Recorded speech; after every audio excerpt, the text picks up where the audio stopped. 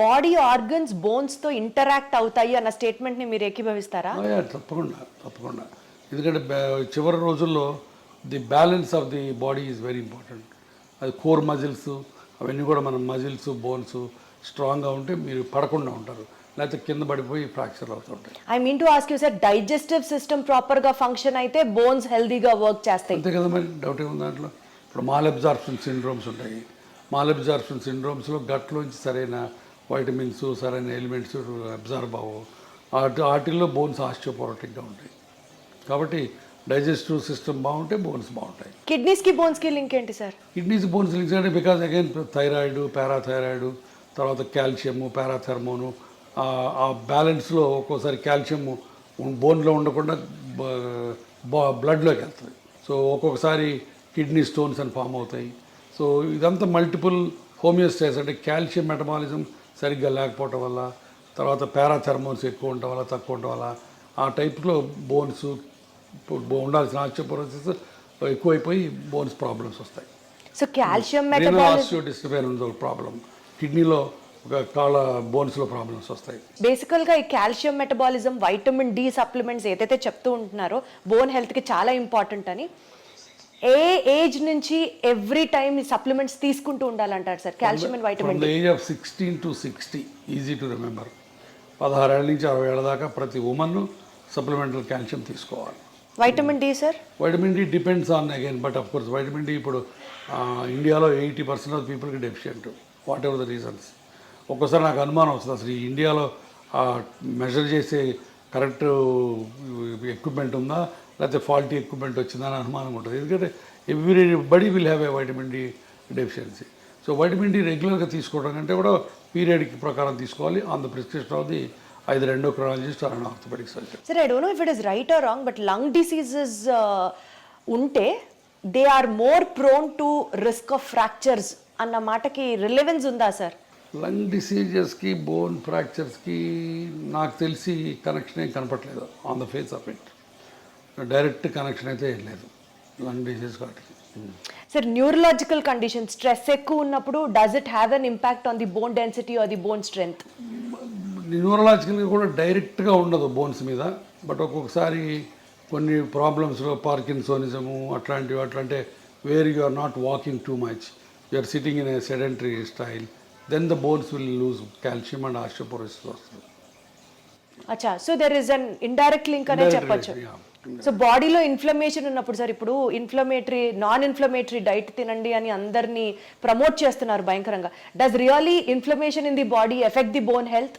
Not much. Inflammation అనేది ఒక మజిల్స్కి జాయింట్స్కి సంబంధించింది. బోన్ ఇన్ఫ్లమేషన్ అనేది జనరల్గా బోన్ ఇన్ఫ్లమేటెడ్గా ఉండదు, బట్ బోన్స్లో ఒక్కొక్కసారి దేర్ కెన్ బి డిఫరెంట్ పెరియాస్టిటిస్ అని, ఆస్టియంకెన్ను పెరియాస్టియం అని ఒక లేయర్ ఉంటుంది, దానికి బోన్కి మధ్య ఉన్న స్వెల్లింగ్స్ ఒక్కోసారి ఎక్కువ అవ్వచ్చు. అట్లాంటి వాటిని పెరియాస్టిటిస్ అంటే బాగా షిన్ పెయిన్స్ ఉంటాయి, అట్లాంటివి రావచ్చు. అది కూడా calcium, vitamin D, metabolism disturbance వల్ల రావచ్చు. సో అంటే ఆ న్యూరలాజికల్ ఇంపాక్ట్ ఉన్నట్టా లేనట్టా sir? How do we conclude it? డైరెక్ట్గా న్యూరలాజికల్కి బోన్స్కి కనెక్షన్ ఉండదు. అంటే స్ట్రెస్ ఉంటే బోన్ పెయిన్ ఎక్కువ అవుతుంది, స్ట్రెస్ ఉంటే అన్ని బాడీలో అన్ని పెయిన్స్ ఎక్కువ అవుతాయి. అర్థమైందా? మస్క్యులర్ పెయిన్ ఎక్కువ అవుతుంది, తలనొప్పి వస్తుంది, మైగ్రేన్స్ వస్తాయి, నెక్ పెయిన్ వస్తుంది. అందుకని డైరెక్ట్గా బోన్ మీద, బోన్ మెటబాలిజం మీద డైరెక్ట్ రిలేషన్స్ ఏమి లేవు. బట్ ఇండైరెక్ట్గా ఇప్పుడు న్యూరలాజికల్ ప్రాబ్లం వచ్చింది, స్ట్రోక్ వచ్చింది, patient is SIT confined to the bed, అప్పుడు బోన్స్లోంచి ఆస్టియోపోరోసిస్ స్టార్ట్ అవుతుంది. Got it sir. సార్, మీరు కొన్ని లక్షల మంది పేషెంట్స్ని చూసుంటారు over your experience. Basic points patients overlook అయిపోయేది లైఫ్ స్టైల్లో, డెస్పైట్ ఆఫ్, మీరు చాలా వీడియోస్ కూడా చేశారు, సిట్టింగ్ పోస్టర్ దగ్గర నుంచి you have to walk this way, you have to SIT this way అని చాలా చెప్తూనే ఉంటారు.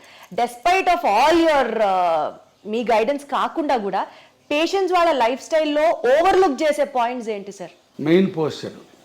మనం ఇందాక అనుకున్న పోస్చరు, మరి నేను చెప్పినట్టు ఇలా స్ట్రైట్గా కూర్చోరు, ఎప్పుడు అందరూ ఇలా వంగి కూర్చుంటారు, వంగి నడుస్తారు. సో పోస్చర్ ఒకటి మెయిన్, బాగా అందరూ నెగ్లెక్ట్ చేసే posture. Number 2, lack of exercises. అసలు ఎక్సర్సైజులు, చిన్న ఎక్సర్సైజెస్ కూడా చేయకుండా సెడెంటరీ లైఫ్ స్టైల్లో కూర్చుంటారు, అది number 2. Number 3, abuse of the joints. ఇప్పుడు కింద కూర్చొని ఇండియన్ టాయిలెట్ లేకపోతే కింద బాచిపట్టు వేసి కూర్చుంటే మోకాళ్ళ మీద లోడ్ పడుతుంది, అది మంచిది కాదు. సో అది తెలియదు చాలామందికి. అట్లానే నడుముకి ముందుకు ఇంకి కూర్చుంటే నడుము మీద పాడైపోద్ది, అట్లానే మెడ ముందుకు వెళ్తే మెడ పాడైపోద్ది. సో ఇవన్నీ కూడా తెలియదు. తెలియక చాలామంది they keep on repeating the mistakes in the daily activities. Sir 10,000 steps నడిస్తే you will be healthy all over అన్నది జనరల్గా చెప్పిన మాట. బట్ హై ఇంటెన్సిటీ ఎక్సర్సైజెస్ చేస్తే మోకాళ్ళు అరిగిపోతాయి, 10,000 అడుగులేస్తే మోకాళ్ళు అరిగిపోతాయి, ఎక్కువ వెయిట్స్ ఎత్తితే స్ట్రెంథనింగ్ ఎక్సర్సైజెస్ చేస్తే మోకాళ్ళు అరిగిపోతాయి. వీటిలో ఏది కరెక్ట్ సార్? చెయ్యాలని కొందరు, చేయకూడదని కొందరు. కరెక్ట్ చెప్పండి సార్. మోకాళ్ళు అరగడానికి మెయిన్ కారణం number 1 age, number 2 weight, number 3 high impact activities, 3. Number 4 accidents. సరే యాక్సిడెంట్ గురించి మనం మాట్లాడుకోవట్లేదు. ఆ ఏజ్ అది తప్పనిసరి. మనం ఏజ్ అవుతుంటే బోన్స్ జాయింట్స్ అరుగుతూ ఉంటాయి. Number 2 weight. Weight is directly proportional or directly damaging to the bone joint health. So అది మన చేతిలో ఉంది. సో కాబట్టి మీరు ఎంత బరువు తగ్గితే మోకాళ్ళకి అంత మంచి పని చేసినట్టు. Number third point is abuse of the joints. Abuse అంటే ఫర్ ఎగ్జాంపుల్ మీరు ఇండియన్ టాయిలెట్లో కూర్చున్నారనుకోండి, లేకపోతే నెలకు ఒకసారి తిరుపతి కొండ ఎక్కి దిగారనుకోండి, రోజుకి 200 సార్లు మెట్లు ఎక్కి దిగారనుకోండి, మీ మోకాళ్ళ మీద 4 రెట్లు బరువు పోతుంది. అది బయోమెకానికల్లీ ప్రూవెన్. సో దాంతో మీరు మోకాళ్ళని తొందరగా అరగొట్టుకుంటారు. చాలామంది మా తాతలు మెట్లు ఎక్కేవాళ్ళు, మా తాతలు కింద కూర్చునేవాళ్ళు, వాళ్ళకి లేని ప్రాబ్లం నాకెందుకు వస్తుంది అని చెప్పి నమ్మరు. బట్ తాతలు వేరు, మనం వేరు. వాళ్ళ దేహదారుఢ్యం వేరు, వాళ్ళ బాడీ కాంపోజిషన్ వేరు, వాళ్ళ లైఫ్ స్టైల్ వేరు, వాళ్ళ ఫుడ్ డైటరీ హ్యాబిట్స్ వేరు, మనవి వేరు. మనం డెఫినెట్గా ఇండియన్ టాయిలెట్లో కూర్చున్న మెట్లెక్కి దిగిన 4 రెట్ల బరువు మోకాళ్ళ నుంచి పోద్ది. That is a proven biomechanical thing. So కాబట్టి అది చేయకూడదు. సో అది చాలా చాలా జాగ్రత్తగా చాలా మెట్లు ఎక్కి దిగకుండా ఎవరికి అసలు ఇంపాసిబుల్ కాబట్టి వీలున్నంత వరకు, ఇంపాసిబుల్ అంటే వీలున్నంత వరకు. సో అది ఎక్కి దిగాలని రూల్ ఏం లేదు. చాలామందికి ఎక్కి దిగితే మంచిది, హెల్త్ మంచిది అంటారు. సో కొంతమంది అసలు లిఫ్ట్ ప్రిఫర్ చేయరు. My doctor advisor me to use only lifts, నేను డోంట్ యూజ్ ద లిఫ్ట్స్ అని చాలామంది అంటారు. That is a wrong concept. ఎందుకంటే ఇప్పుడు కార్డియాలజిస్ట్కి మాకు ఇప్పుడు తగదాలు. కార్డియాలజిస్ట్ ఏమో నడవమంటాడు, మెట్లు ఎక్కమంటాడు, లిఫ్ట్ ఎక్కద్దు అంటాడు. నేనేమో లిఫ్ట్ వాడద్దు, మెట్లు వాడద్దు, లిఫ్ట్ వాడమంటాను. కారణం ఏంటంటే మెట్లకి దిగితే గుండెకి మంచిది, లంగ్స్కి మంచిది, బట్ మోకాళ్ళు బ్యాడ్ అయిపోద్ది. సో అన్ని బాడీలో అన్ని ఆర్గన్స్కి కాపాడి స్టిల్ ఎక్సర్సైజ్ ఇచ్చేది 2 బ్రిస్క్ వాకింగ్ అండ్ సైక్లింగ్ ఒకటి. ఈ రెండు మీకు బాగా ఉపయోగపడతాయి. సో అది చేసుకుంటే చాలు. ఇప్పుడు ప్రతిరోజు మెట్లెక్కి దిగాలని రూల్ లేనే లేదు. సార్ కొన్నిసార్లు మీ ఫ్యామిలీ గురించి, మీ పర్సనల్ స్పేస్ గురించి మీరు మాట్లాడినప్పుడు చాలా కంపాషనేట్గా మాట్లాడుతున్నట్లు అనిపిస్తుంది. ఈ field especially in the terms of medical field, hospitals, costly hospitals, rich is everything, కంపాషనేట్గా అనిపిస్తుందా సార్, లేకపోతే కమర్షియలైజ్ అయ్యింది కల్చరు అన్న ఫీలింగ్ మీకు ఎప్పుడైనా వచ్చిందా? కంపాషన్ అనేది గుండెలోంచి రావాలి, కమర్షియల్ అనేది బ్రెయిన్లోంచి. ఇందాక మనం అనుకున్నట్టు ఇది కమర్షియల్ వరల్డే, but still you can be kind, you can be compassionate. That's what it is. ఇప్పుడు మా హాస్పిటల్ ఉంది, మేమే చారిటీ కాదు. We have to run the hospital, we have to earn for the stakeholders, but at the same time we don't need to flee the patient దోచుకోవాల్సిన పని లేదు, and వాడి రక్తం పీల్చాల్సిన పని లేదు. మేమే కాదు, 90% of the doctors don't do that. But ఆ దురదృష్టవశాత్తు thanks to media, thanks to the people, మేమందరం దొంగలవి, మేమందరం రాబందులవి, మేమందరం బందిపోట్ల కింద చిత్రీకరించబడుతున్నాం. The unfortunate thing they. కాబట్టి కంపాషన్ బేసిక్గా లేకపోతే you are not fit to be a doctor. So compassion తోటే అందరూ ప్రాక్టీస్ చేస్తాం, బట్ ఒక్కోసారి బయటికి కమర్షియల్ ఎలిమెంట్సే బయటకు వస్తాయి. Profit over a patients care, if you have to talk, మీరు ఎప్పుడు patient care this really made my day, నేను ప్రాఫిట్ చూడలేదు ఈ కేసులో అని మీకు ఆ హార్ట్ వెల్మింగ్గా అనిపించిన చాలా సార్లు వస్తుంది అది. ఇప్పుడు నా దగ్గర పేషెంట్స్ వస్తారు, I'm working in a corporate hospital, ఇందాక మీతో అన్నట్టు చారిటీ హాస్పిటల్ కాదు, ఇక్కడ బిల్లులు లక్షలు అవుతాయి. బట్ ఒక్కొక్కసారి బిల్లులు కట్టలేనప్పుడు అవి ఏవి చేస్తాం, చేతనైన సహాయం చేస్తాం. ఇప్పుడు నేను ట్రస్ట్ పెట్టాను, ఆ ట్రస్ట్లో హెల్ప్ చేస్తాం. సో చాలా రకాల హెల్ప్ చేస్తాం. ఆ హెల్ప్ చేసిన ప్రతిసారి హ్యాపీనెస్ ఉంటుంది. దాంట్లో డౌటే లేదు. One incident if you have to tell sir it really made your day అని అంటే ఏం చెప్తారు? చాలా ఉన్నాయి. లాస్ట్ వీక్ ఇట్ సెల్ఫ్ ఒక కలీగ్ ఆర్థోపెడిక్ సర్జను, బట్ చాలా రోజుల నుంచి ఆయన ప్రాక్టీస్ చేయట్లేదు, బెడ్ మీద కదలట్లేదు, ఆయన పడి ఫ్రాక్చర్ అయి వచ్చాడు. సో హిప్ రిప్లేస్మెంట్ చేసాం. అయిన తర్వాత కూడా ఆయన 10 రోజులు హాస్పిటల్లో ఉన్నాడు. బట్ నడవలేదు, ఈ రిఫ్యూజ్ టు వాక్. బిల్లు చాలా అయింది, మళ్ళీ కట్టుకోలేమన్నారు. దాన్ని మరి 70% బిల్ తగ్గించి ఇంటికి పంపించాను. ఆ ఇంటికి పోయే ముందు ఆయన నాతో వీడియో కాల్లో ఆయన కళ్ళల్లో కృతజ్ఞత, ఆయన ఆవిడ కళ్ళల్లో కృతజ్ఞత నాకు evident, and that made my day. Wonderful sir, super super. Sir ఇప్పుడు సోషల్ మీడియా ట్రెండ్ అనుకోవచ్చు, maybe because of the awareness for the people అనుకోవచ్చు, ప్రతి ఒక్కళ్ళకి మెడికల్ నాలెడ్జ్ తెలుస్తోంది and they started questioning the doctors as well. Absolutely. మీరు appreciate చేస్తారా యాక్ట్ని, or you get bored or you know విసుగొస్తుందా? విసుగు రాదు, 70% దాకా టాలరేట్ చేస్తారు. బట్ ఒక్కోసారి వాళ్ళు గీత దాడతారు. గీత దాటి ఏం జరిగింది సార్ అలాంటి సంఘటన ఒకటి చెప్పండి. ఏం లేదు, ఫర్ ఎగ్జాంపుల్ నిన్న మోకాళ్ళ ఆపరేషన్కి ఒక ఆయన వచ్చాడు. ఆయన ఏదో ప్రొఫెసర్ ఎక్కడో, కొంత నాలెడ్జ్ ఉంది. సో క్వశ్చన్స్ అడుగుతున్నాడు. నేను చాలా ఓపిక్గా 20 నిమిషాలు ఆన్సర్లు ఇచ్చాను. మళ్ళీ 21 తర్వాత మళ్ళీ మొదలుపెట్టాడు. నాకు కొంచెం కోపం వచ్చింది. మిగతా పేషెంట్లు వెయిట్ చేస్తారు. నేను చెప్పాను, ప్రొఫెసర్ గారు మీరు ఇందాక అడిగిన వాటన్నిటి సమాధానాలు చెప్పాను, మళ్ళీ అదే క్వశ్చన్స్ అడుగుతున్నారు, సేమ్ సమాధానాలు చెప్తారు, కొత్త సమాధానాలు ఉండవు. మీరు అనుకున్నట్టు సమాధానం రావాలంటే రాదు, సమాధానం ఒకటే ఉంటుంది, మీరు అనుకున్నట్టు రాదు అని చెప్పాను. అంత తిట్టినట్టు చెప్పలేదు, బట్ కొంచెం వాయిస్ పెంచి చెప్పాను. ఆయన అర్థం చేసుకున్నాడు. డాక్టర్ గారికి కోపం వచ్చినట్టుందని మెదకుండా వెళ్ళిపోయాడు. బట్ చాలా తక్కువ అలాంటి ఇన్సిడెంట్స్. సార్ బేసికల్గా మీరు అన్ని ఇయర్స్ మెడిసిన్ చేసి అంతమందితో యూనో చూసి పేషెంట్స్ని చూసి ఒక డెసిషన్ తీసుకుంటారు సార్, మెడికల్ డెసిషన్. అన్ఫార్చునేట్లీ అది మీడియా వల్ల కానీ పబ్లిక్ వల్ల కానీ మిస్అండర్స్టాండ్ అయిన సిచ్యువేషన్స్ ఉన్నాయా? ఉన్నాయండి. ఇప్పుడు నేను ఒకసారి అంతకుముందు కూడా చెప్పాను, ఒక పేషెంట్కి కాలు ఇరిగి వేరే హాస్పిటల్లో ట్రీట్మెంట్ చేసుకుంటే ఆ కాలు అంతా డెడ్ అయిపోయినట్టు అయిపోయింది, వుడెన్ ఇండ్యూరేటెడ్గా అయిపోయింది. దాన్ని మనం కంపార్ట్మెంట్ సిండ్రోమ్ అంటాం. అతను నా దగ్గరకు వచ్చాడు, కాలు తీసేయమంటున్నారు సార్ మిగతా వాళ్ళు, మీరేంటని.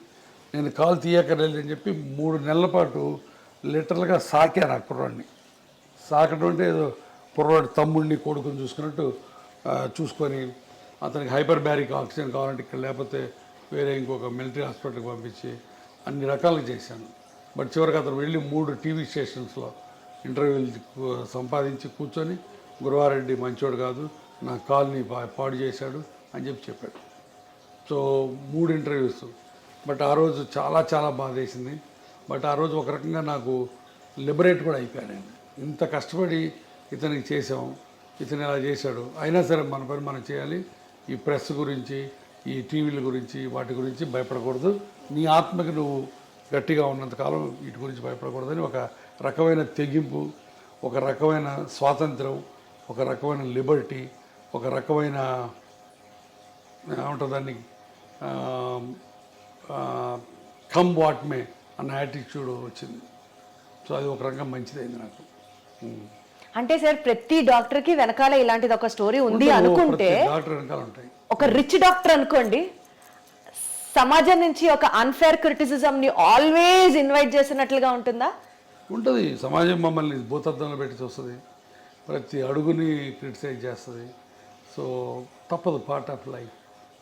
డెస్పైట్ ఆఫ్ మీరు ఇంత సోషల్ సర్వీస్ చేసినప్పటికీ కూడా సార్, గురవారెడ్డి గారి దగ్గరికి వెళ్తే ఆయన ఖచ్చితంగా ఆపరేషన్ అంటారు మోకాలు రీప్లేస్మెంట్కి, అదే బయటకు వెళ్తే డాక్టర్లు అనరు అన్న మాటకి ఏం చెప్తారు? దానికి చాలా చాలా సత్య దూరం అది. నేను రోజుకి 100 నుంచి 120 మంది పేషెంట్లు చూస్తాను. దాంట్లో 30-40 మంది కంటే ఆపరేషన్ పడవు. తర్వాత నాది టెర్షియరీ ప్రాక్టీస్, అది మర్చిపోవద్దు మీరు. అంటే పేషెంట్లు మిగతా వాళ్ళందరి దగ్గరికి చూయించుకొని ఇక ఆపరేషన్ తప్పనిసరి అన్నప్పుడు నా దగ్గరికి వస్తారు, మొదటి రోజు రారు. సో నాది టెర్షియరీ ప్రాక్టీస్. హైదరాబాద్ అవటం అయితేవి, నేను ఉన్న డాక్టర్స్లో సీనియర్ మోస్ట్ ఇప్పుడు 25 ఏళ్ళ నుంచి ప్రాక్టీస్ చేస్తున్నాను కావటం అయితే ఉంది. సో ఇక్కడ ఉన్న ఓల్డ్ డాక్టరు, సీనియర్ డాక్టరు కాబట్టి చివరిలో సెకండ్ ఒపీనియన్, థర్డ్ ఒపీనియన్ కోసం నా దగ్గరికి వస్తారు. ఎప్పుడైతే టెర్షియరీ ప్రాక్టీస్ ఉంటుందో అప్పుడు ఆబ్వియస్గా ఆపరేషన్ రేట్ ఎక్కువ ఉంటుంది. సో అది అనవసరంగా ఎవరు ఆపరేషన్ చేయడం. గురువారెడ్డి దగ్గరికి వెళ్తే ఆపరేషను, మిగతా వాళ్ళ దగ్గరికి వెళ్తే ఇంజక్షను, అవన్నీ మాయ. ఇప్పుడు ఆ రకంగా ఇంకోటి కూడా చెప్పాను, నేను లాస్ట్ 1 year నుంచి యుద్ధం చేస్తున్నాను. ఇంజక్షన్లు పనికిరాని ఇంజక్షన్లు చేసి పేషెంట్లు మాయ చేసే డాక్టర్లు. సార్, ఈ ప్రస్తావన తీసుకొచ్చారు కాబట్టి ఇంకొక పర్సనల్ కామెంట్ కూడా ఉంది సార్. మీరు అగేన్స్ట్ పిఆర్పి ఫర్ ఆర్థరైటిస్ అని చెప్తున్నారు. Exactly against PRP for arthritis. కానీ యా గురువారెడ్డి గారి హాస్పిటల్లో పిఆర్పి ఇంజెక్షన్లు 7,000 నుంచి 8,000 రూపాయలు ఉండే ఇంజెక్షన్ 17,000 రూపాయలు ఆయన ఎందుకు ఛార్జ్ చేస్తున్నారు? ఒక్క పిఆర్పి ఇంజెక్షన్ కూడా నా హాస్పిటల్లో చేయలేదు ఫర్ ఆర్థరైటిస్. ఎవరైనా వచ్చి ప్రూవ్ చేయమని చెప్తాను. పిఆర్పి ఫర్ స్పోర్ట్స్ ఇంజురీస్కి ఎంతో పదిస్ అని చెప్పాను ఇందాక. టెండాన్ ఇంజురీస్కి, ఇక్కడ టెన్నిస్ ఎల్బోస్కి ఇస్తే ఇవ్వచ్చు. నేను ఇవ్వను. నా దగ్గర 36 మంది పనిచేస్తారు టీం. స్పోర్ట్స్ మెడిసిన్ వాళ్ళు ఇస్తే ఇవ్వచ్చు. బట్ ఆర్థరైటిస్కి నీ జాయింట్లో మా దగ్గర పిఆర్పి అనేది ప్రసక్తే రాదు. ఎవరైనా వచ్చి ప్రూవ్ చేయమని చెప్పాలి. అర్థమైందా? 3 ఇప్పుడు స్టెమ్ సెల్స్ అని ఇచ్చి 2,80,000 తీసుకునేది మా దగ్గర జరగదు. నేను అగైనెస్ట్ ఏంటంటే PRP in arthritis. Orthopaedic surgeons చాలామంది పిఆర్పీలు టెన్నిస్ ఎల్బోస్కి, యాంకిల్ ఇంజురీస్కి, హీల్ పెయిన్స్కి ఇస్తారు. నాకు ఏ రకమైన అభ్యంతరం లేదు. నాకు దాని మీద నేను ఇవ్వను, నేను వాటినే అన్నాను. అది దాని మీద నాకేం లేదు. ఎందుకంటే పీపుల్ అన్ని చోట్ల ఇస్తారు, కొన్ని చోట్ల మంచి రిజల్ట్స్ ఉన్నాయి. దానికి నేను PRP for other conditions work అయినప్పుడు why not for the knee sir? ఆర్థరైటిస్కి లేదు role. That's what I'm saying. There is no evidence at all. Arthritis is a global phenomena. అంటే మొత్తం కార్టిలేజ్ అంతా పాడైపోయింది. ఈ కార్టిలేజ్ అంతా పాడైపోయినప్పుడు దాన్ని మనం ఉద్ధరించి నువ్వు కార్టిలేజ్ పుట్టించరు. అంటే అయిపోయిన కార్టిలేజ్ తిరిగి మళ్ళీ ఫామ్ అవ్వదా సార్? ఇంత మటుకు గ్లోబల్ గా కార్టిలేజ్ రీజనరేట్ అన్నది లేదు. కార్టిలేజ్ సెల్స్ స్పోర్ట్స్ ఇంజురీస్లో చిన్న లేజన్స్ ఉంటే దాంట్లో కాండ్రోసైట్స్ అని, ఓట్స్ అని డిఫరెంట్ ప్రొసీజర్స్ ఉన్నాయి. అవన్నీ ఉపయోగపడతాయి అక్కడ వరకు. అక్కడ కూడా ఫైబ్రస్ టిష్యూ ఫామ్ అయ్యి కొంతవరకు కార్టిలేజ్ సెల్స్ వస్తాయి. బట్ కార్టిలేజ్ రీజనరేట్ అయ్యి ఆర్థరైటిస్, మోకాళ్ళ నొప్పుల ఆర్థరైటిస్ బాగుపడి మళ్ళీ బ్రహ్మాండంగా నార్మల్ కార్టిలేజ్ వచ్చింది అల్ట్రాసౌండ్లో చూపిస్తాడు ఈయన, ఈ డాక్టర్ గారు, బౌన్సర్ డాక్టర్ గారు. అల్ట్రాసౌండ్ తీసేదిగో నీకు మళ్ళీ కార్టిగ్రామ్ అని చూపిస్తాడు. ఇవన్నీ మాయ, భయంకరమైన మాయ. కానీ ఆయన చేసేది మాయే. కానీ చాలా మంది ఆర్థోపెడిషియన్స్ కూడా ఈ కార్టిలేజ్ గ్రో అవుతుంది అని మందులు ఇస్తున్నారు కదా. కార్టిలేజ్ గ్రోత్ కి స్పోర్ట్స్ ఇంజరీస్ లో గ్రోత్ అయ్యే టెక్నిక్స్ వేరు. వీటిని మిక్స్ చేయొద్దు. కార్టిలేజ్ గ్రో అవడానికి చిన్న వాటికి బోల్డ్ అని ప్రొసీజర్స్ ఉన్నాయి. ఆర్థ్రోస్కోపిక్గా చేస్తారు. అవన్నీ స్పెషల్ ఇండికేషన్స్ ఉన్నాయి, స్పెషల్ ప్రొసీజర్స్ ఉన్నాయి, స్పెషల్ ట్రైనింగ్ ఉంది.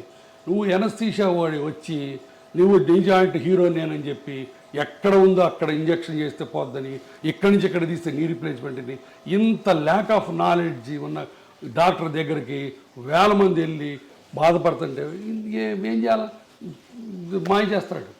ఆ మాయ కోసం యుద్ధం చేస్తున్నాం మేము. ఇది వాళ్ళు తాగదు యుద్ధం. ఇది ఇంకా చాలా దూరం వెళ్తుంది యుద్ధం. సరే, మీరే అంత బిజీ ప్రాక్టీషనర్ అయ్యండి, అంత బిజీ డాక్టర్ అయ్యండి, ఇంకా ఈ సొసైటీకి సంబంధించిన ఇలాంటి ఇష్యూస్ నా బాధ అదేనమ్మా. ఇప్పుడు నాకు వెస్టర్న్ ఇంట్రెస్ట్ ఏమీ లేదు. నాకున్న ప్రాక్టీస్ నాకుంది, నేను ఇన్స్టిట్యూట్ పెట్టుకున్నాను. బట్ నాకు పేషెంట్ గురించి బాధ. నేనే కాదు, నాలాంటి బాధపడేవాళ్ళు చాలామంది ఉన్నారు. మేము అందరం కలిసి ఇప్పుడు దానికి అగైనెస్ట్ ఫైట్ చేస్తున్నాం.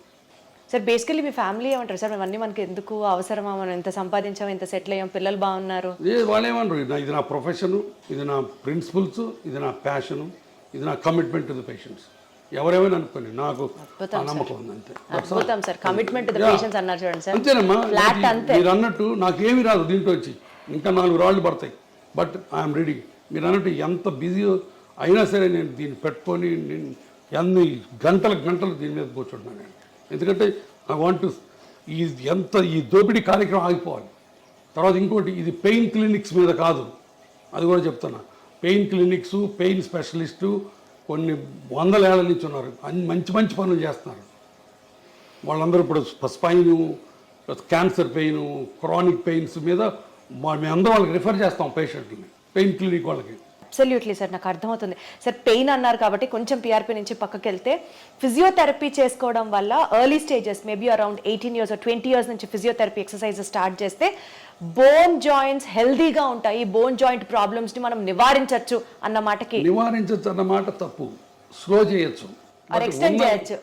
ఉన్న వాటి అన్నిటిలో ఫిజియోథెరపీ మజిల్స్, బోన్స్ని హెల్దీగా ఉంచుకోవటం తప్ప ఇంకా వేరే ఏమీ లేదు. నేను 2 పాయింట్లు చెప్తాను, గుర్తుపెట్టుకోండి, హైలైట్ చేయండి. మోకాళ్ళు మొదటి నుంచి ఫస్ట్ స్టేజ్ నుంచి ఆపరేషన్ అక్కర్లేదు. లాస్ట్ స్టేజ్లో ఆపరేషన్ అవసరం. ఈ ఫస్ట్ స్టేజ్ నుంచి ట్రీట్మెంటు సింపుల్ మెడిసిన్స్ అంటే ఏంటి, ఎప్పుడన్నా నొప్పుంటే సింపుల్ పారాసిటమాల్ ట్యాబ్లెట్, లోపల కార్టిలేజ్ నరిష్మెంట్కి అంటే ఉన్న కార్టిలేజ్ బలాన్ని కాపాడటానికి, కొత్త కార్టిలేజ్ అనడం కాదు. అగైన్ అక్కడ మాయ, నీవు కొత్త గుజ్జు పుట్టించే ఇంజక్షన్ చేస్తూ ఉంటావు. తప్పు. కొత్త గుజ్జు పుట్టించే ఇంజక్షన్లు ఇంతపాటు ప్రపంచంలో ఎక్కడా లేవు. పుట్టదు. ఉన్న గుజ్జు బలాన్ని కాపాడే ఉన్నాయి, దాన్ని కాండ్రో ప్రొటెక్టివ్స్ అంటారు. ఓకే. ఆ ట్యాబ్లెట్స్, బోన్స్కి ప్రొటెక్ట్ చేసే కాల్షియం ట్యాబ్లెట్లు, మజిల్స్ని ఎక్సర్సైజ్ చేయాలి. ఇప్పుడు for example quadriceps muscle exercise చేసామనుకో, మోకాల మీద ఉన్న లోడ్ని అది కొంత తీసుకుంటుంది. అందుకని మీకు ఎక్సర్సైజ్ బాగా ఉపయోగపడుతుంది. అట్లానే జాయింట్ని అబ్యూజ్ చేయకుండా, చెప్పాను కదా, ఇండియన్ టాయిలెట్స్ వాడకుండా అట్లా చేసుకోవటం తప్ప ఇంకోటి లేదు. నేను పేషెంట్కి 2 సెంటెన్స్ చెప్తాను. అమ్మ, నేను ఇచ్చిన మందులు, ఎక్సర్సైజులు పని చేసిన నాళ్ళు ఆపరేషన్ అక్కర్లేదు. ఈ మందులు ఎక్సర్సైజులు పని చేయకపోతే ఆపరేషన్ తప్ప ఇంకొకటి లేదు. మీరు చేయించుకుంటారు లేదు అనవసరం, బట్ డాక్టర్గా నీ ధర్మం ఏంటి చెప్పాలి. నీ రీజన్ చెప్పాలి. నువ్వు హిపోక్రటిస్ ఓత్ తీసుకున్నావమ్మా. సార్ అద్భుతం సార్, అద్భుతం. గురించి ఈ రోజుల్లో ఎవరు మాట్లాడుతున్నారు సార్? లక్షలు సంపాదించి ఎట్లా నిద్రపోతావు? నువ్వు పేషెంట్ల రక్తం తాగుతున్నావు, నువ్వు అంతమించి ఇంకేం లేదు నీకు. సో ఈ హిప్ ఇంప్లాంట్స్ అండ్ నీ ఇంప్లాంట్స్ గురించి సార్, రేటుకి తగ్గట్టుగా ఆపరేషన్ చర్య ఉంటుందా సార్? ఇప్పుడు దాంట్లో రకరకాలు ఉంటాయి. ఇప్పుడు ఇదిగో, ఇది ceramic, stainless steel, cobalt chromes ఉంటాయి. సో ఇట్లా ఇటుపక్క క్రాస్ లింక్డ్ పాలిఎథిలీన్ ఉంటుంది. హిప్ జాయింట్లో కనీసం 10 వెరైటీస్ ఉంటాయి. ఇప్పుడు సెరామిక్ ఉందనుకో, స్టెయిన్లెస్ స్టీల్ కంటే కనీసం 2 రెట్లు ఎక్కువ కాస్ట్. ఇదే సెరామిక్ ఇటు 2 పక్కలు వేసామనుకో 3 రెట్లు కాస్ట్. ఇటుపక్క ఓన్లీ ప్లాస్టిక్ వేసామనుకో రేట్ తగ్గుతుంది. సిమెంట్ లేకుండా వేసామనుకో రేట్ ఎక్కువ, అది లోపల హైడ్రాక్సీ అపటైట్ కోటింగ్ ఉంటుంది. అదే సిమెంట్తో వేసామనుకో రేట్ తక్కువ. సో ఇట్లా డిఫరెంట్ కాంబినేషన్స్ ఉన్నాయి. పెరుగుతాయి. ఇప్పుడు చీరల్లో పట్టు చీరలు ఉంటాయి, సిల్క్ చీరలు ఉంటాయి, ధర్మవరం చీరలు ఉంటాయి, చీరల్లో హ్యాండ్ ఎంబ్రాయిడరీ ఉంటుంది. ఒక్కొక్క చీర ఒక్కొక్క కాస్ట్. అవునా కదా? జరీ ఉంటుంది, జరీ ఉంటే కాస్ట్ ఎక్కువ. ఇది అంతే. ఒక 20 వెరైటీస్ ఆఫ్ జాయింట్లు ఉన్నాయి. ఇక్కడికి వచ్చిన తర్వాత ఆ జాయింట్ని బట్టి ₹1,00,000 నుంచి ₹5,00,000 దాకా ఉంది హిప్ ప్రైస్. ₹1,00,000కి ఇండియన్ ఇంప్లాంట్ సిమెంట్తో వేసుకోవచ్చు. బట్ అది యంగ్ పేషెంట్కి వేయడానికి లేదు. యంగ్ పేషెంట్ 25 ఏళ్ళు కోవిడ్ బారిన పడి ఎవాస్కులర్ నెక్రోసిస్ వచ్చిన అతనికి ₹1,00,000 వేస్తే తొందరగా పాడైపోద్ది. అతనికి అన్సిమెంటెడ్ హిప్ వేయాలా, సెరామిక్ హిప్ వేయాలి. So that's all. ఇప్పుడు దాంట్లో రోబోటిక్ టెక్నాలజీ వచ్చింది. రోబోటిక్ టెక్నాలజీ చేస్తే కొన్ని అడ్వాంటేజెస్ ఉన్నాయి, దానికి ఎక్కువ అవుతుంది. సో ఇవి థింగ్స్. సార్, రోబోటిక్ సర్జరీస్ గురించి మాట్లాడితే sir, your hospital is ranked among the top most robotic surgeries perform చేసే హాస్పిటల్. అది definitely first of all congratulation sir. కాకపోతే రోబోటిక్ సర్జరీస్ అన్నవి are affordable to everybody is one not at all. Robotics ప్రతి వాళ్ళు చేయించుకోవాలి రూలే లేదు. Robotics చేయాలి, అది చేయకపోతే నీ బతుకు దుర్భరం అన్నమాట, అంతకంటే లేదు. ఎప్పుడు చేస్తారు సార్ రోబోటిక్స్? రోబోటిక్స్ వల్ల 2-3 అడ్వాంటేజెస్ ఉన్నాయి. మార్జినల్ అడ్వాంటేజెస్ అది పేషెంట్కి ఎక్స్ప్లెయిన్ చేస్తాం. కొంత ప్రెసిషన్ ఉంటుంది, కొంత post operative pain, immediate post operative pain కొంత తక్కువ ఉంటుంది. ఓన్లీ ఫస్ట్ 2-3 డేస్, తర్వాత మళ్ళీ సేమ్ ఉంటుంది. ఆ ఫస్ట్ 2 డేస్ ఎందుకు ఉంటుందంటే సాఫ్ట్ టిష్యూ డిసెక్షన్ తక్కువ ఉంటుంది. తర్వాత ఇప్పుడు అలైన్మెంట్స్ అని డిఫరెంట్ అలైన్మెంట్స్ వచ్చినాయి మోకాళ్ళ ఆపరేషన్లో. ఆ డిఫరెంట్ అలైన్మెంట్ చేయాలంటే రోబోటిక్స్ ద్వారా చేయొచ్చు. ఇవన్నీ కూడా వెరీ సైంటిఫిక్. కానీ రోబోటిక్తోనే చేయాలని రూల్ లేదు. నేను 100 మందికి చేస్తే ఒక 50 మంది రోబోట్ చేయించుకుంటారు, 50 మంది రోబోట్ చేయించుకోరు. బట్ ప్రతి పేషెంట్కి ముందే చెప్తాం రోబోటిక్ వల్ల ఈ ఉపయోగాలు ఉన్నాయి, బట్ ఈ ఉపయోగాల గురించి మీరు డబ్బులు వేస్ట్ చేసుకోవాల్సిన పని లేదని కూడా చెప్తాం. కానీ సార్, ప్రిసిషన్ యాక్యురేట్గా ఉంటుంది, చాలా మినిమల్ ఇన్వేషన్ ఉంటుంది. వీటి గురించి ఇట్లా మాట్లాడితే సక్సెస్ రేటు రోబోటిక్ సర్జరీస్లో ఫర్దర్ ఏమీ లేదు, రెండిటికి ఒకటే. రోబోటిక్ సర్జరీ వల్ల సక్సెస్ రేట్ ఎక్కువ అవుతుందని ఎవ్వరు చెప్పకూడదు. చెబితే అది అబద్ధం. నేను చెప్పను, నేను ఇంతవరకు ఏ పేషెంట్కి చెప్పలా. రోబోటిక్ వల్ల కొంత అడ్వాంటేజెస్ ఉన్నాయని చెప్తాను తప్ప సక్సెస్ రేట్లో ఏ మాత్రం తేడా లేదు. రెండుకి ఒకటే సక్సెస్ రేట్. ఎట్లా జరుగుతున్నాయి సార్? అంటే పేషెంట్స్ యొక్క పర్సెప్షన్ టువర్డ్స్ రోబోటిక్ సర్జరీ ఎట్లా? పేషెంట్స్ వల్ల మా పేషెంట్స్ కూడా ఏంటంటే ఇండియన్ పేషెంట్స్ కూడా ఇప్పుడు వెల్ ఇన్ఫార్మ్డ్. వాళ్ళందరూ వాళ్ళే వచ్చి అడుగుతారు. తర్వాత చాలామంది పేషెంట్లకి వాళ్ళ పిల్లలు అమెరికాలో ఉంటారు. అక్కడ అమెరికాలో ఇది standard of care robotic surgery అన్నది. వాళ్ళు అక్కడి నుంచి చెప్పి మీరు రోబోటిక్ చేయించుకోవడం చెప్తారు తల్లిదండ్రులకి. వాళ్ళు మమ్మల్ని వచ్చి అడుగుతారు. సో మేము ఆఫర్ చేస్తాం. That's all. అంతకుమించి అంటే పేషెంట్ సౌలభ్యం కోసం అది కూడా ఇనీషియల్ గా తప్పించి పేషెంట్ని మాయ చేసి పేషెంట్ని అబద్ధాలు చెప్పి రోబోటిక్స్ చేసే ప్రసక్తి లేదు. నెంబర్ 1. నెంబర్ 2, రోబోటిక్స్ చేసి నువ్వు అద్భుతంగా ఉంటావు, ఇంకో 20 ఏళ్ళు ఎక్స్ట్రా ఉంటావు అన్నది అంతకంటే లేదు. రోబోటిక్స్కి ఎక్స్ట్రా సక్సెస్ రేట్ అన్నది అంతకంటే లేదు. నేను క్లియర్గా చెప్తున్నాను 3 విషయాలు. ఏది ఇన్ని 10,000 రోబోటిక్ ఆపరేషన్లు చేసిన తర్వాత కూడా. బట్ రోబోటిక్స్ అనేది ఒక extra technology which will help you in getting a proper outcomes. అది పాయింట్ అక్కడ. అదైనా డిఫికల్ట్ ఆపరేషన్స్ ఉంటాయి. ఒకసారి బాగా అరిగిపోయి మొత్తం దొడ్డికాళ్ళు వస్తారు, స్టేజ్ 4 బాగా అడ్వాన్స్డ్. అట్లాంటి వాటిల్లో రోబోట్ మనకి ఎంతవరకు బోన్ కట్ చేయొచ్చు, ఎంతవరకు సాఫ్ట్ టిష్యూ డిసెక్ట్ చేయాలని కొన్ని మనకి ఇస్తుంది. అట్లాంటి హిప్ రిప్లేస్మెంట్స్లో డిస్ప్లాస్టిక్ హిప్స్ అని ఉంటాయి, అంటే చిన్నప్పటి నుంచి పాడైపోయిన హిప్స్. ఆ హిప్స్లో రోబోట్ ముందే మనకి ఎక్కడ మంచి బోన్ ఉంది, ఈ కప్ ఎక్కడ పెట్టచ్చు అని ముందే మనకి గైడెన్స్ ఇస్తుంది. అట్లాంటి అడ్వాంటేజెస్ ఉన్నాయి. అంతేగాని రోబోటిక్తోనే చేయాలన్నది లేనే లేదు. మళ్ళీ మళ్ళీ మళ్ళీ చెప్తున్నాను. అబ్సల్యూట్లీ సార్, నాకు అర్థమైంది sir. To just divert our interview on a lighter note and concluded sir, just I wanted to ask you, ఒక జాయింట్ హెల్త్కి సంబంధించినటువంటి ఒక మీ కోరిక, జనాలు ఈ మిత్తుని నమ్మడం ఆపండ్రా బాబో అని అంటే ఏం చెప్తారు సార్? ఇందాక చెప్పింది మళ్ళీ చెప్తా. నేను అలిసిపోను, ఎన్ని గంటలైనా చెప్తాను ఇదే. నా పేషెంట్లకి నేను చెప్పే, చేతులు జోడించి చెప్పేది ఏంటంటే, మీకు మోకాళ్ళ నొప్పులు ఉంటే సింపుల్ మందులు ఎక్సర్సైజులతో గడపండి. భయంకరమైన నొప్పులు వచ్చి నడవలేని పరిస్థితి వస్తే భయపడకుండా ఆపరేషన్ చేయించుకోండి. మీరు భయపడ్డా, ఆర్థికంగా సౌలభ్యం లేకపోయినా ఒక రామాయణము మహాభారతం చదువుకోండి. సార్, ఒక్క సూపర్ ఫుడ్ తింటే బోన్స్ అద్భుతంగా ఉంటాయంటే ఏంటి సార్ అది?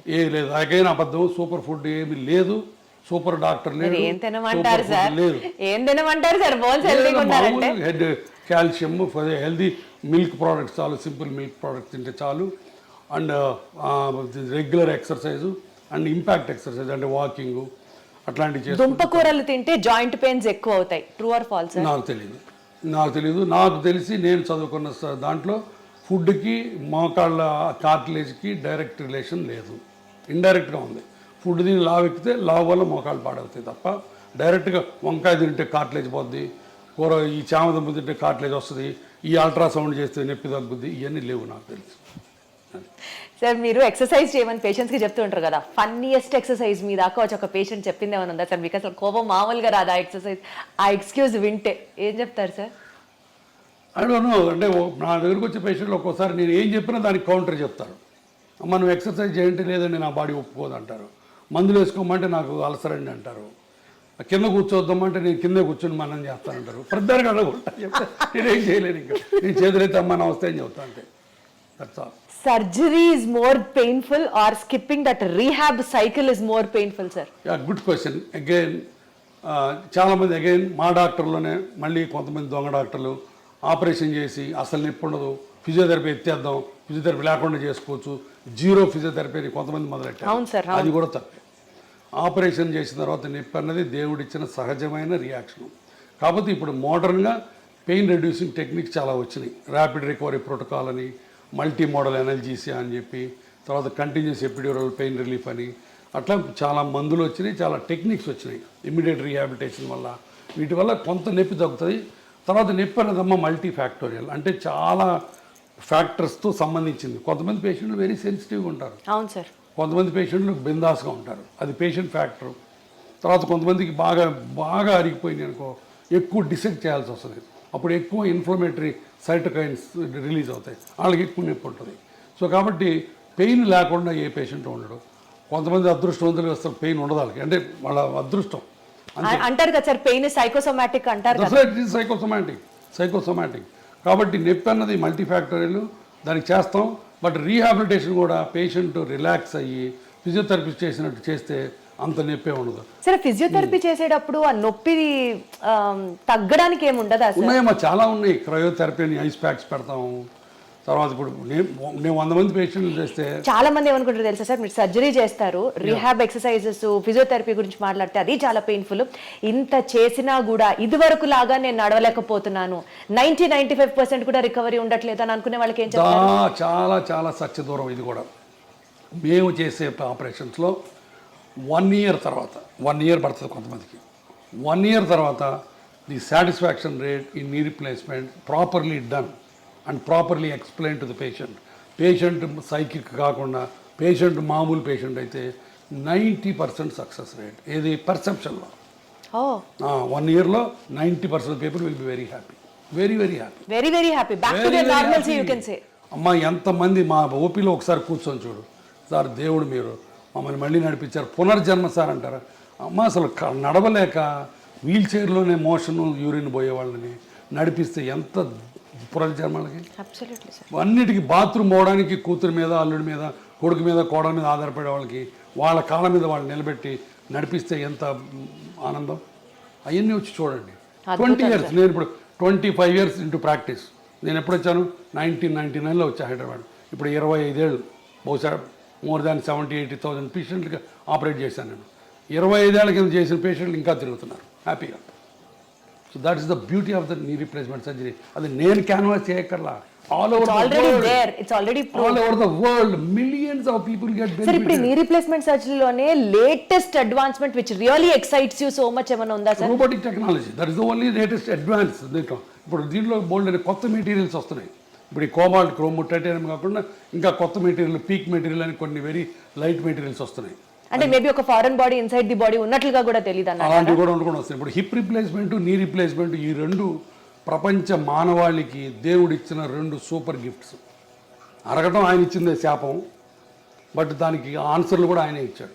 ఫర్గాటన్ జాయింట్స్ వీటిని అంత century operation of the century decade అంటారు దీన్ని. అలాంటి ఆపరేషన్లు ఈ 2 కొన్ని వేల లక్షల కోట్ల మంది ఇది చేసుకుంటున్నారు. సార్ ఫైనల్ అన్న కంక్లూజన్ నోట్ సార్, ఏం చెప్తారు సార్ ఆడియన్స్కి ఫ్రమ్ యువర్ ఎండ్? లైఫ్ చాలా సింపుల్, కాంప్లికేట్ చేసుకోవద్దు. మీరు పేషెంట్లుగా ఎంతో కన్ఫ్యూజన్లో బతుకుతున్నారు నాకు తెలుసు. ఎందుకంటే ఒక పక్కనేమో నాలాంటాడు ఆపరేషన్ అంటాడు, ఇంకొక ఆయన వచ్చి పిఆర్పి అంటాడు. ఈ మధ్యలో ఎక్కడ నిజం ఉందో మీకు తెలియదు, సతమతం అవుతున్నారు. దయచేసి ఎవిడెన్స్ లేకుండా మాయ మాటలు నమ్మి దొంగ ట్రీట్మెంట్లు చేయించుకోవద్దు. 4 రోజులు ఆగండి, నా మీద కూడా 4 అడగండి, గురువారెడ్డి ఎట్టాంటో అడగండి, అప్పుడే రండి. ఆపరేషన్ గురించి భయపడద్దు, భయం కొద్దీ ఆపరేషన్ వెనక్కి వెళ్ళద్దు ప్లీజ్. మీకు ఆర్థికంగా స్తోమత లేకపోతే, మీరు ఇబ్బంది పడుతుంటే నేను ఒక ట్రస్ట్ పెట్టాను. దాంట్లో పేదవాళ్ళకి కనిపించిన అమ్మకు ఒక మోకాలని ఒక స్లోగన్తో చేయడానికి చేస్తున్నాం బోల్డ్ అని. మీరు మోకాళ్ళు ఆపరేషన్ చేయించుకోవడానికి ఆర్థిక స్తోమత లేకపోతే మా ట్రస్ట్ దగ్గరికి రండి, నాకు చేతన సహాయం నేను చేసి పెడతాను. కానీ దొంగ మాటలు నమ్మి ఈ ఇంజక్షన్లు మట్టుకు చేయించుకోవద్దు మోకాళ్ళ నొప్పులకు. మిగతా దానికి ఇంజక్షన్లు మీరు చేయించుకుంటారో లేదో నాకు అనవసరం, నాకు తెలియదు. సో BONE బోన్ అంటే బర్డన్ ఆఫ్ ఓవర్ ఎక్స్పెన్సెస్ అంటారు కదా సార్, సరిగ్గా కాపాడకపోతే, చూసుకోకపోతే. అంతే అంతే, that's all. Wonderful sir, so good talking to you. Thank you so much. Okay. Thank you.